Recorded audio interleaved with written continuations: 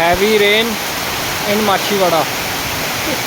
बहुत तेज़ बारिश हो रही है और जो रक्षाबंधन पे जिन्होंने टेंट लगाए थे उनके तो टेंट उड़ गए। देखो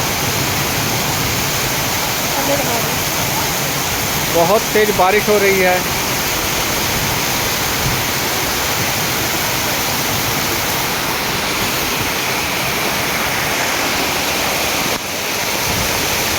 बाढ़ जैसे हालात, ऐसा लगता है जैसे माछीवाड़े में आज बाढ़ आ जाएगी।